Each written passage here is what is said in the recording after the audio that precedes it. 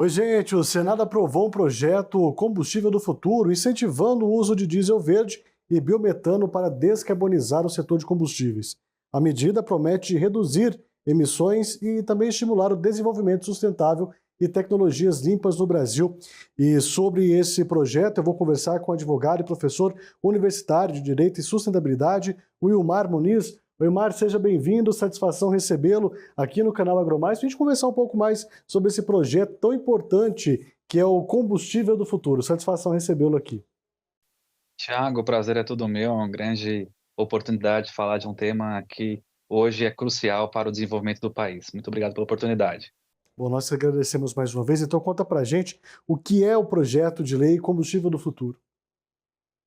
Tiago, o mais importante nós entendemos agora que é um projeto que vem avançando e sendo construído já a várias mãos há um tempo muito longo no Senado e no Congresso Nacional. O projeto, na verdade, na minha opinião, de forma modesta, é um avanço, tendo em vista que ele prevê a possibilidade aqui de uma mistura maior de biocombustível ao biopetróleo e também o etanol à gasolina. E o ponto mais importante agora, nesse momento, é justamente o incentivo para carros elétricos e ter a mobilidade de forma sustentável. Então, o projeto é um projeto escrito a várias mãos, um projeto que a gente tem aí construído durante um período muito longo, para que a gente possa ter um avanço na sustentabilidade do país. Tá certo. E o que nós podemos esperar então agora de tramitação daqui para frente, hein? Tiago, agora provavelmente nós vamos voltar para que o Congresso, de uma forma geral, aponte se haverá mudanças e já vai para o sancionamento presidencial. Acredito eu que nós teremos aí as próximas respostas no mais tardar, até o final do ano, a aprovação desse projeto. Pois se a gente fosse elencar aí os principais objetivos do programa, o que nós podemos trazer então aqui para quem está nos acompanhando? Principalmente, Tiago, uma questão muito interessante é a que o biocombustível tenha incentivo. Infelizmente, nós somos muito dependentes do combustível fóssil. E por esse motivo, o país como um todo pena no crescimento da sustentabilidade. Sendo o Brasil um dos países de maior desenvolvimento do etanol e também de combustíveis sustentáveis, a gente precisava de um projeto de lei que impulsionasse isso. E agora, esse projeto é uma tentativa, como eu disse, na minha opinião, ainda modesta. Nós poderíamos ter avançado muito mais na obrigatoriedade para que a gente pudesse ter um combustível sustentável e, principalmente, que nós conseguimos colocar na população, incrementar isso como ideia, que a sustentabilidade não é só uma questão de utopia social. Nós estamos vivendo momentos muito importantes, tanto no desenvolvimento econômico, como também na questão da saúde e na questão relacionada à educação ambiental do ser humano como um todo.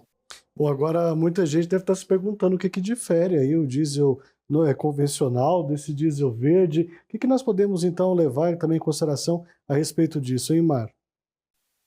Thiago, o diesel convencional, nós sabemos que é um derivado do petróleo, é um combustível fóssil, que nós temos a necessidade de ter uma exploração e tem o país ligado a toda uma questão universal de preços. Já o biodiesel, né, o diesel verde, o combustível sustentável, tem uma produção muito menos agressiva ao meio ambiente e, de fato, é renovável.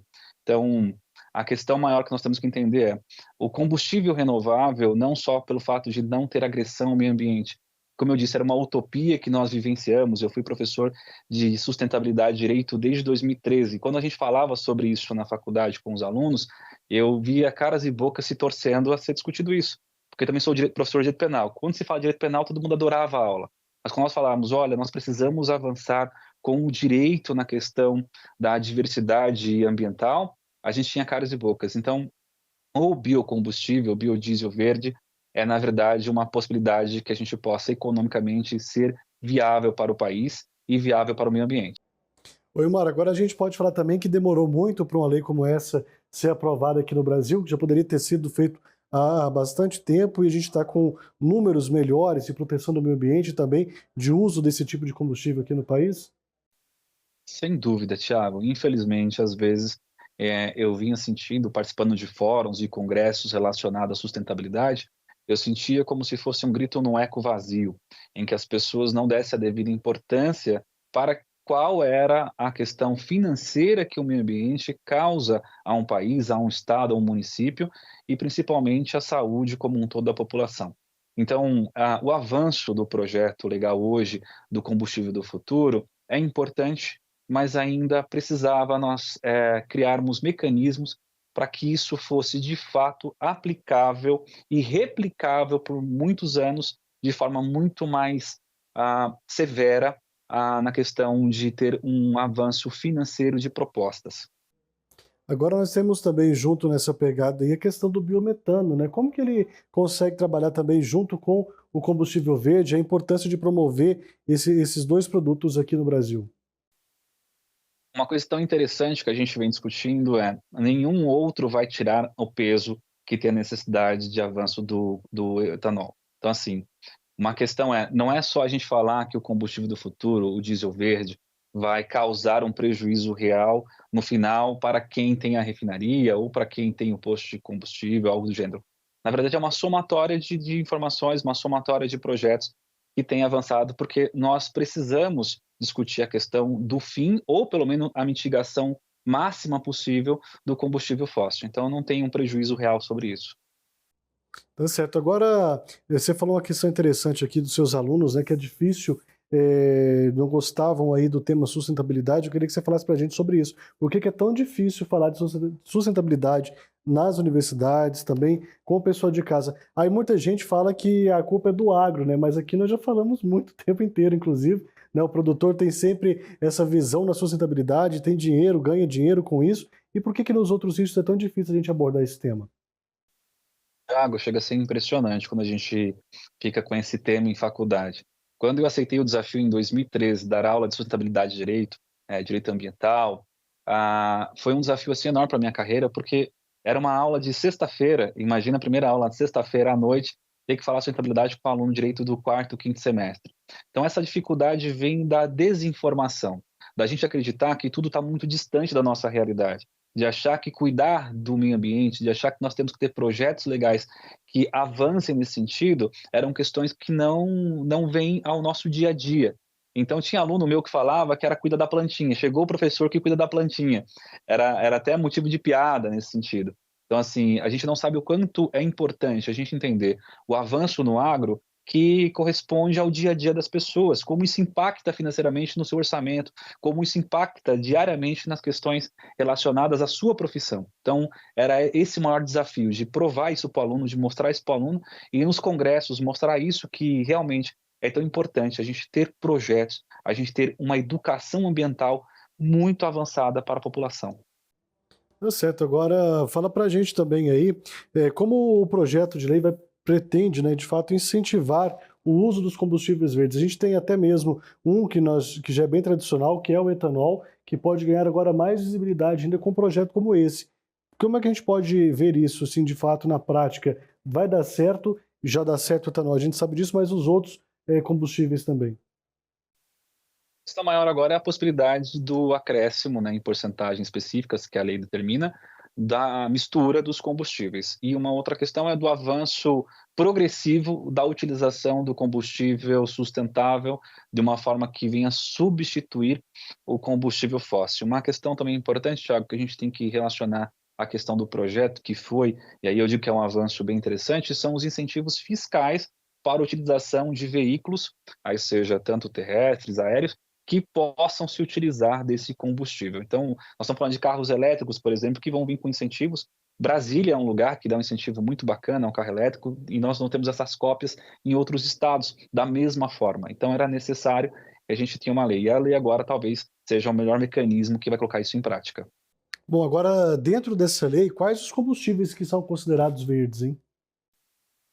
O que está lá elencado, que nós temos o diesel, né, não fóssil, que é o diesel verde, nós temos o etanol e nós temos os combustíveis sintéticos também, que é um projeto para que possa ser evoluído. Ainda não temos isso de forma avançada, nós não temos isso oferecido no mercado, os combustíveis sintéticos, mas é uma possibilidade que nos próximos anos aí nós possamos ver isso também.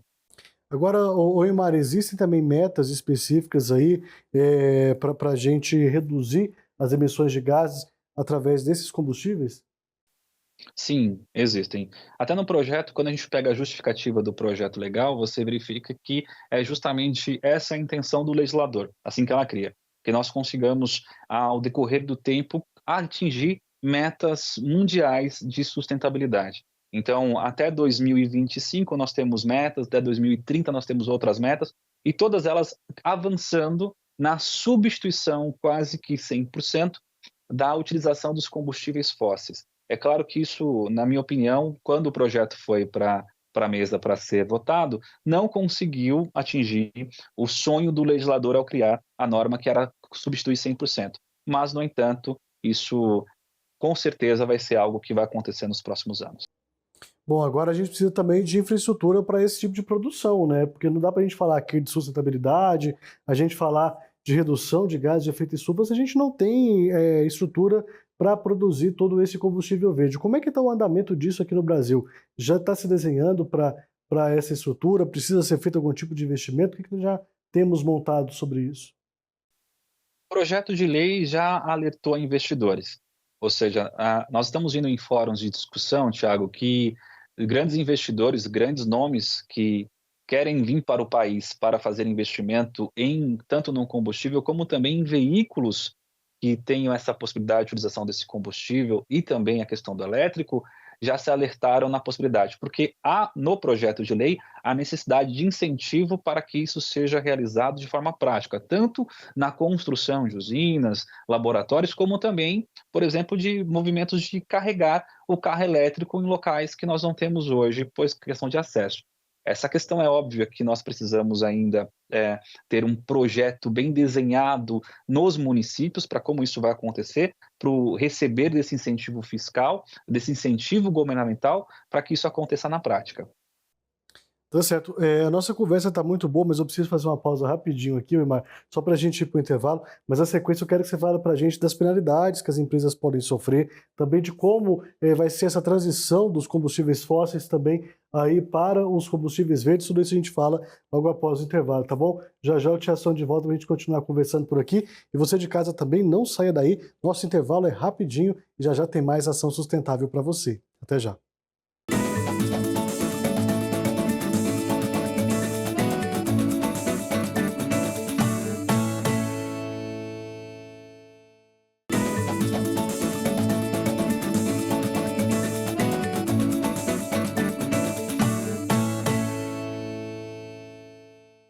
Estamos de volta no Ação Sustentável aqui no seu canal AgroMais, conversando um pouco mais sobre o projeto que foi aprovado recentemente no Senado Federal sobre o combustível do futuro, os combustíveis verdes. Quem está conversando comigo é o Wilmar Muniz, que é advogado, também professor universitário.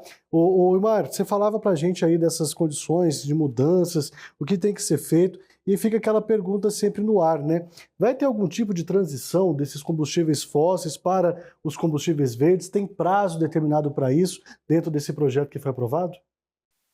Tem, o prazo já é estipulado, 2037, são os prazos finais, pelo menos que a gente recebeu até agora dos projetos. Claro que isso pode ter mudanças, porque ficou prazos em aberto. Essa transição será necessária para que as pessoas possam se adaptar, principalmente as refinarias, né, como um todo, e quem quer evoluir e avançar na questão de ser um investidor no biocombustível, no combustível do futuro. Tá certo. Agora, e as empresas, né? Elas também vão ter que passar por esse processo? Terão tempo de readaptação também? Como é que fica isso? Já começamos assim que aprovado o projeto e ele estiver em vigor, nós temos já o começo da fiscalização da mudança da quantidade que poderá ser utilizada do etanol na gasolina, da mistura do biocombustível com combustível fóssil e também a fiscalização. Então, as empresas vão começar a se adaptar assim no primeiro momento que tiver aprovação. Tanto que nós estamos hoje discutindo com grupos de donos de postos de gasolina, associações de postos de gasolina, sobre essa questão, porque, de fato, ele é a pessoa final que vai estar ali na fiscalização do dia a dia. Então, hoje, a necessidade interna de falar com essas pessoas, de falar com esses empresários, da importância de entender esse projeto e justamente para que eles possam estar adaptados assim que começar as fiscalizações. Oi, Mar, tem outra questão interessante também que eu gostaria que você falasse para a gente, que é sobre os subsídios, né, os incentivos aos produtores desses combustíveis verdes. Esse projeto também tem amparo para esses produtores ou é algo que pode ser discutido futuramente? Não, já tem. No próprio projeto já vem essa discussão do subsídio para ter esse incentivo aos produtores. Isso é muito importante, porque nós vamos avançar com pequenos produtores que hoje fazem aglomerações para justamente estar disputando com grandes produtores do combustível sustentável. Então, esse incentivo, esse subsídio vai ser muito importante. Agora, a questão é que a gente assim não tem desenhado exatamente o que vai ser, como vai ser os requisitos. E aí que eu digo que a falta dessa informação, a falta dessa colocação me preocupa, porque o pequeno produtor, qual vai ser o incentivo real que vai chegar até ele? Como é que ele vai funcionar? O que ele vai precisar para ter, de fato, esse incentivo? Isso tem que ser bem desenhado justamente pela Agência Nacional de Petróleo, para que a gente possa ter esse dinheiro chegando a essas pessoas. Tá certo. Agora conta pra gente também quais serão as possíveis implicações econômicas, para esses produtores, né, porque como você disse, existe uma preocupação muito grande, mas, precisa ser algo mais concreto. E daqui a pouco vem também, a sanção de um projeto como esse, que vem recheado de vetos. O governo e parlamentares também têm que ficar de olho nisso, para que nenhum dos lados seja prejudicado com essa medida? Com certeza. A gente tem que lembrar que toda ato legislativo, ele não precisa ser agradável a todo mundo, mas ele precisa ser útil a todos. Então, o que nós temos de preocupação é como esse projeto vai chegar no produtor pequeno, como esse projeto vai chegar no empresário pequeno. Porque quando essas pessoas se tornam a ponta dessa discussão, elas têm que ser chamadas também para discussão. E a gente viu muita discussão que não foi levada em consideração. Então, por exemplo, quando chegar as fiscalizações, quando as agências chegarem fiscalizando esses produtores, ou quando chegarem fiscalizando os donos de postos de gasolina, as punições, como que nós vamos chegar a ter de fato essa questão no judiciário? Ou seja, porque isso tudo vai desaguar futuramente, Thiago, no judiciário. Essas discussões de terem a falta de incentivo, o incentivo não está chegando, o formato não está sendo adequado, ou até mesmo as punições estão sendo muito severas, o formato de punição não está conseguindo adequar a forma educativa. Então, tudo isso não foi discutido, tudo isso eu acho que faltou a gente ter no projeto de forma muito clara. Oi, Mar, e existe assim aquele tipo de receio também relacionado às outras indústrias de combustíveis? Eu falo porque nós vemos sempre, né, aquelas histórias que saem, as notícias de cartel, de postos, enfim, são tantas coisas que a gente está acostumado a ver. E pode ter algum tipo de entrave também para que um projeto como esse, que é para benefício de todos, fique ainda mais travado, porque já demorou muito para ser aprovado. Ele tem um prazo para ser sancionado, mas depois, na hora da implementação, pode ter algum percalço aí durante o caminho, que prejudique também a outra indústria de combustíveis? Tiago, foi brilhante essa colocação, porque realmente a grande preocupação é essa. Nós estamos lidando com situações de empresas que são potências no mundo, né? Então, como é que a gente consegue discutir isso sem abalar essas empresas que têm um potencial financeiro de movimentar diversos setores em todos os países? E essa é a preocupação. Por isso que demorou tanto, por isso que é tão difícil a gente avançar, porque quando nós tentamos falar sobre isso, outras pessoas, né, com interesses escusos ou até mesmo pessoas que têm interesses claros de não deixar isso avançar, colocam entraves. Então, o maior problema está sendo nessa disputa. Todos esses anos se tem essa questão, e eu acho que agora, com esse combustível do futuro, não será diferente. Nós vencemos uma batalha e não a guerra. A guerra ainda tem muita coisa pela frente. Pois é, e quando você fala em ter coisas pela frente, o que que nós podemos esperar, então, agora, de entraves? O governo até que precisa mostrar algum tipo de trabalho, porque tem uma COP batendo a porta, e um projeto como esse era muito importante para ser apresentado. Você acha que, por parte do governo, pode ter algum tipo, de dificuldade ou que possa ser mais tranquilo nessa tramitação? Eu acredito que ainda vai ter dificuldade, Thiago. Acho que na prática, quando nós formos colocar isso para exemplo produtor pequeno mesmo, como é que isso vai chegar sem o governo ter nenhum tipo de entrave, por exemplo, discussão de constitucionalidade de partes da lei? Ou seja, esse é o maior problema que nós temos hoje, porque qualquer levantamento ou discussão pode suspender a eficácia e aplicabilidade da lei. Então, nesse caso, que eu fico receoso, aqui mesmo como professor, como advogado, de olhar para isso e me questionar futuramente se essas grandes empresas ligadas ao petróleo não vão ingressar com ações judiciais, discutindo a aplicabilidade constitucional disso, de que forma isso vai ser. Então, o governo ainda tem desafios aí importantes para lidar no futuro desse projeto. Oi, Maria, existe algum cronograma aí de implementação dessas novas regras? Claro que agora, depois da aprovação, precisa passar por uma sanção. Mas depois disso, já tem alguma coisa? Olha, vamos começar a partir de tal data, fazendo tal coisa. Já temos isso em mente também?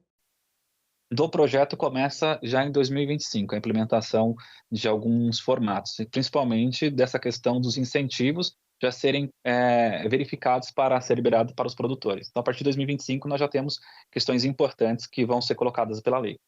Bom, nós sabemos que o Brasil é um grande produtor de alimentos, a nossa agricultura, de tecnologia, a gente exporta isso o tempo inteiro para o mundo. A gente mostra isso, o Brasil é uma grande vitrine. Agora, Wimar, quando a gente fala de um projeto como esse, ele também entra naqueles compromissos internacionais de redução de emissões e conseguimos colocar o Brasil também, não como pioneiro, mas também como participador aí de um assunto tão importante como esse? Perfeitamente, o Brasil vai ser uma grande potência, é isso que é importante a gente entender, né, por mais que tenha essas discussões com o setor petroleiro, nós vamos nos tornar uma grande potência, porque nós temos hoje no agro, de fato, a nossa solução para diversos problemas do país. O agro, de fato, é importantíssimo e hoje vai se tornar, na questão do combustível, a grande fonte de renda para o país. Um movimento para colocar o país como sendo um dos países mais interessantes, me perdoe, para investimento no futuro. Bom, agora tem uma questão interessante, né? Porque a gente fala sobre a participação do Brasil como um todo nesse cenário mundial no combate à redução de emissões. A gente coloca o governo federal que precisa, o presidente agora tem o poder da caneta de sancionar um projeto como esse. Mas aí depois vem um outro agente participativo, que são os governos locais. Como eles podem contribuir, então, com o governo federal para a implementação de um projeto como esse, hein, Mar? Olha, a gente tem estudado bastante sobre isso, viu, Thiago, porque uma questão de uma lei federal, a sua aplicabilidade depende da questão prática nos governos. E como é que cada governo vai atuar na sua, né, na sua Assembleia Legislativa, como os municípios vão receber isso. Então é importante a gente conseguir disseminar essa informação, explicando, esclarecendo para os governadores, esclarecendo para os legislativos estaduais e municipais, principalmente, de como atuar de fato, levando essa informação para o produtor, levando essa informação para o empresário, educando a população da importância de um projeto como esse ter um avanço e o governo conseguir colocar por leis estaduais que complemente, que façam a facilidade de que esse dinheiro chegue às pessoas que precisam para que esse projeto tenha andamento. Agora, muita gente também que está em casa deve estar se perguntando, ô Ilmar, como um projeto como esse pode contribuir para a redução do preço dos combustíveis. É possível a gente pensar em alguma coisa dessa forma? Porque, claro, a proposta é você usar menos produtos ali vindos do petróleo, do petróleo, perdão, que é os combustíveis fósseis e migrar para os verdes. Isso pode ter algum tipo de alteração nos preços no futuro? Sim, bastante. Hoje em dia, o petróleo no Brasil, né, nos combustíveis derivados do petróleo, tem uma oscilação externa. Então, o barril de petróleo que é calculado em dólar, nós poderemos futuramente ter uma produção interna muito grande, que não vai precisar dessa oscilação do petróleo. Então, a gente não vai ter essa dificuldade de uma hora estar um valor ou outro, porque nós vamos saber a questão da nossa produção, que de fato é uma produção muito bem colocada e é um grupo muito bem estruturado. Só precisamos, na verdade, colocar isso de prática agora. Agora tem um outro ponto importante que eu sempre gosto de abordar aqui, Wilmar, que é a questão de mostrar para o Brasil e, obviamente, para o mundo o potencial energético que nós temos, depois o potencial agrícola e sustentável que nós temos. E um projeto como esse aqui também é importantíssimo. Como trabalhar a comunicação, então, de um projeto de combustíveis verdes? Isso também é primordial. A gente precisa mostrar para o Brasil e para o mundo que a gente tem algo e que nós estamos fazendo alguma coisa para abaixar aí essas emissões de gases, né? Nos fóruns internacionais é necessário levar os nossos especialistas, levar as pessoas que entendem do assunto, principalmente para que a gente possa divulgar que o Brasil é um país muito amplo, com muitas possibilidades para que esse combustível possa prosperar. Então, hoje, o país tem um solo, tem uma produção, tem uma população que pode fazer com o resto do mundo conheça e tenha, de fato, a questão desse combustível ser levado para outros países e, principalmente, o Brasil ser potência nisso. Talvez essa seja a missão mais difícil, né? Que é mostrar isso para o mundo, que nós estamos aqui assumindo nosso compromisso e fazendo cada vez mais aí a nossa parte, né? Creio que esse ainda é um grande desafio que pode ser tema de uma próxima conversa nossa, tá, Wilmar? Que nosso tempo chegou ao fim. Quero agradecer muito a sua participação aqui com a gente. Muito bom a gente conversar um pouco mais sobre esse projeto e saber que algo de fato está sendo feito para mudar a vida de todos os brasileiros. Mais uma vez, muito obrigado. Até uma próxima, viu? Thiago, eu que agradeço, fico sempre à disposição. E eu agradeço muito a você de casa que nos acompanhou até aqui. Continue ligado na programação do seu canal AgroMais. A gente volta a se encontrar por aqui. Um grande abraço e até lá. Tchau.